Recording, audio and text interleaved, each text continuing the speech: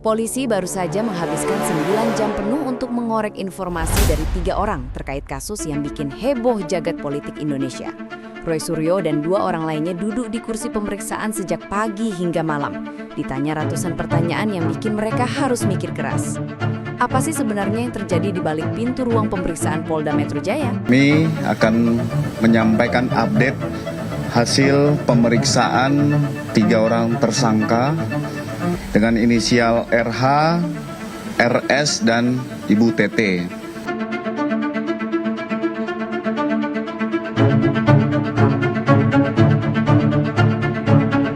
Terhadap 3 orang tersangka, hari ini alhamdulillah sudah bisa berjalan dengan lancar.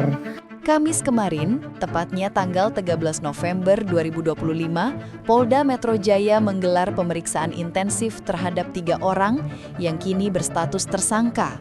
Mereka adalah Roy Suryo, Rismon Sianipar, dan seseorang yang dikenal dengan nama Dr. Tifa.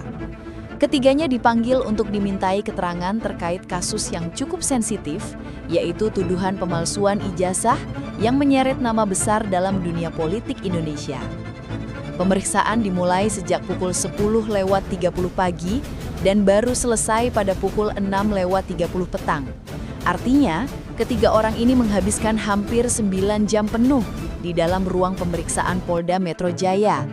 Bayangkan saja, duduk selama itu menjawab pertanyaan demi pertanyaan yang datang bertubi-tubi dari para penyidik. Kabid Humas Polda Metro Jaya, Kombes Budi Hermanto, memberikan penjelasan kepada wartawan tentang bagaimana proses pemeriksaan tersebut berlangsung.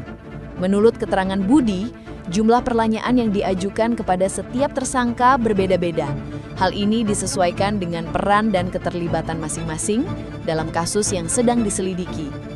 Roy Suryo yang terkenal sebagai tokoh publik dan seringkali vokal di media sosial mendapat jatah pertanyaan paling banyak. Ada 157 pertanyaan yang harus dia jawab sepanjang hari itu. Pertanyaan sebanyak ini tentu bukan main-main, pasti mencakup banyak aspek dari kasus yang sedang ditangani. Sementara itu, Rismon Sianipar mendapat 134 pertanyaan.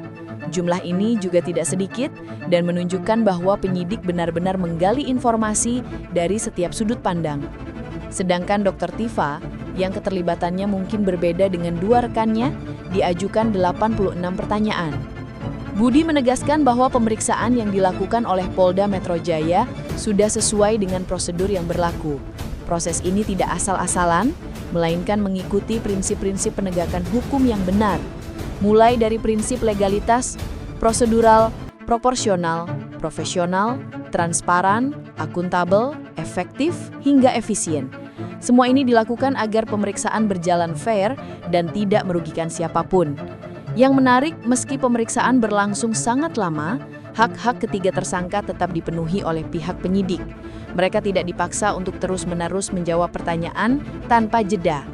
Ada waktu istirahat yang diberikan agar mereka bisa beristirahat, melaksanakan ibadah, dan juga makan siang.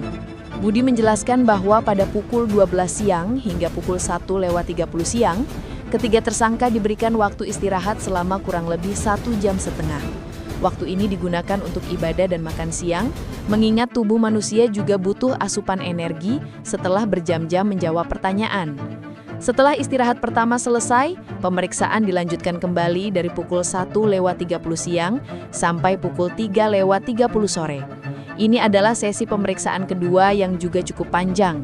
Kemudian mereka kembali diberi waktu istirahat sekitar 1 jam sebelum pemeriksaan final yang berakhir pada pukul 6.30 petang. Kasus ini sendiri bermula dari tuduhan adanya pemalsuan ijazah yang dikaitkan dengan Presiden ke-7 Republik Indonesia, Joko Widodo, atau yang akrab disapa Jokowi. Tuduhan ini tentu saja bukan hal kecil, mengingat menyangkut kredibilitas seorang mantan pemimpin negara yang telah menjabat selama 2 periode. Namun perlu digarisbawahi bahwa sampai saat ini, kasus ini masih dalam tahap penyidikan.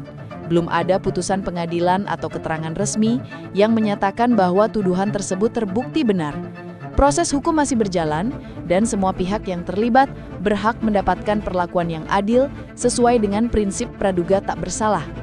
Roy Suryo, yang namanya sudah tidak asing lagi di dunia maya maupun politik praktis, kini harus menghadapi proses hukum ini dengan serius. Begitu juga dengan Rismon Sianipar dan Dr. Tifa, yang keterlibatannya mungkin berbeda dengan dua rekannya, diajukan 86 pertanyaan. Pemeriksaan yang begitu detail dengan ratusan pertanyaan menunjukkan bahwa pihak kepolisian benar-benar ingin menggali fakta secara mendalam. Mereka tidak ingin ada celah atau informasi yang terlewat dalam proses penyidikan ini. Setiap detail, setiap keterangan, dan setiap bukti akan dikumpulkan untuk membentuk gambaran yang utuh tentang apa yang sebenarnya terjadi. Masyarakat tentu penasaran dengan kelanjutan kasus ini. Apakah tuduhan yang dilontarkan akan terbukti di pengadilan atau justru akan gugur di tengah jalan? Semua mata kini tertuju pada proses hukum yang sedang berjalan. Proses ini juga menjadi ujian bagi sistem peradilan Indonesia, apakah mampu bekerja secara objektif dan profesional tanpa terpengaruh oleh tekanan politik atau kepentingan tertentu. Perlu diingat bahwa dalam sistem hukum Indonesia, setiap orang yang dituduh melakukan kejahatan berhak mendapatkan pembelaan dan dianggap tidak bersalah sampai ada putusan pengadilan yang berkekuatan hukum tetap. Ini adalah prinsip fundamental yang harus dijaga agar keadilan benar-benar tegak. Kasus ini juga mengingatkan kita semua tentang pentingnya transparansi dan akuntabilitas, terutama bagi mereka yang memegang jabatan publik. Setiap dokumen, setiap klaim, dan setiap pernyataan harus bisa dipertanggungjawabkan. Ini bukan hanya soal hukum, tapi juga soal kepercayaan publik terhadap para pemimpinnya. Sementara itu, Roy Suryo dan dua rekannya kini menunggu langkah selanjutnya dari penyidik. Apakah mereka akan dipanggil lagi untuk pemeriksaan tambahan, atau proses akan berlanjut ke tahap berikutnya? Semua itu masih menjadi tanda tanya besar yang jawabannya hanya akan diketahui seiring berjalannya waktu. Yang jelas, kasus ini telah menjadi perhatian publik dan akan terus diikuti perkembangannya. Setiap langkah yang diambil oleh aparat penegak hukum akan diawasi oleh masyarakat. Transparansi dalam proses hukum ini menjadi sangat penting agar tidak ada kesan bahwa ada pihak-pihak yang mencoba menutupi atau memanipulasi fakta. Bagi sebagian orang, kasus ini mungkin terlihat sebagai upaya politik untuk menjatuhkan lawan.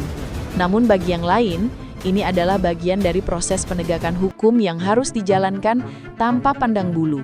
Siapapun yang diduga melanggar hukum harus diproses sesuai dengan aturan yang berlaku, tidak peduli seberapa tinggi jabatan atau posisinya. Informasi tentang kasus ini masih terus berkembang dan belum ada keputusan final dari pihak berwenang. Oleh karena itu, kita semua perlu bijak dalam menyikapi berita ini. Jangan langsung percaya dengan informasi yang belum jelas sumbernya atau menyebar berita yang belum terverifikasi kebenarannya. Mari kita tunggu proses hukum berjalan dan percayakan kepada aparat penegak hukum untuk melakukan tugasnya dengan baik. Kasus tuduhan pemalsuan ijazah ini juga membuka diskusi lebih luas tentang pentingnya verifikasi dokumen, terutama untuk posisi-posisi strategis dalam pemerintahan. Sistem yang ada harus diperkuat agar tidak ada celah untuk pemalsuan atau manipulasi data. Ini demi menjaga integritas dan kredibilitas lembaga-lembaga negara. Terima kasih telah menonton hingga akhir. Jangan lupa like, share, subscribe, dan tinggalkan komentar tentang pendapat Anda. Tulis di kolom komentar, kami akan baca semua. Sampai jumpa di video berikutnya.